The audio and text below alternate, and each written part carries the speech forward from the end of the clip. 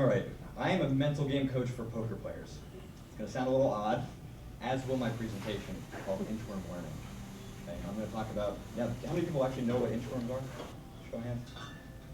Okay, so inchworm learning, I'm going to show you how this little thing can actually be one of the most powerful tools that you can use to better understand the learning process. Now, the learning process is one of the most important skills that we have. Okay, learning is what makes a baby turn from crawling to walking. It's what takes a first date and turns it into a marriage. You have to get to know somebody, which is another way of saying learning about somebody.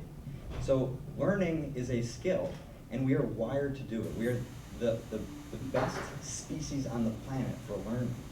But yet, there's a huge range in our abilities to learn. People, it's a skill. And some do it better than others. Now, this guy does not do it very well. He has a job that stresses him out, incredibly frustrated, and becomes hopeless at times because of flaws in his ability to understand the learning process. And in some respects, if you are not rising to the challenge, if you are not growing in a highly competitive environment, you are falling behind. Okay? Athletes, it happens to all the time. In business, it happens all the time. If you're not growing and changing and learning, you are falling behind. But the inchworm is the key. Okay? And the inchworm is the key because of how these little suckers move. And I'm going to show you very soon exactly what happens. Now, inchworms are essentially a bell curve. Okay? And you look at a bell curve describes a range. Now, most people think of bell curves with IQ. You know, there's a range of IQs in the world. Most people have an average IQ of 100. Very few people have really low IQs, and very few people have very high IQs. Now, bell curves also exist for other skills such as leadership, presentation skills, and the same thing applies. Most people are in the middle, very few at the very outer edges of presentation skills or leadership skills on either end. Now, leadership skills, a bell curve also exists for skills that exist within you. So your own leadership skill, your own presentation skills, and you have a range that exists among all of your skills. Now, strengths. Some people have strengths that well outpace the weaknesses of other people. So you take you at your worst within your strength, you're going to be head and shoulders above other people at their strength. Okay? Now, the way that you catch up if you're behind is the way an inchworm walks. Now, an inchworm walks by picking up its front foot, so to speak, stretching out, anchoring, and then lifting the back and squeezing together. It's the same way that a bell curve moves. If you improve you at your best, the front end of your bell curve moves forward, it expands out. You've created greater range in your ability because your weaknesses have not improved until it takes a step forward and you have eliminated your worst. But what happens to most people?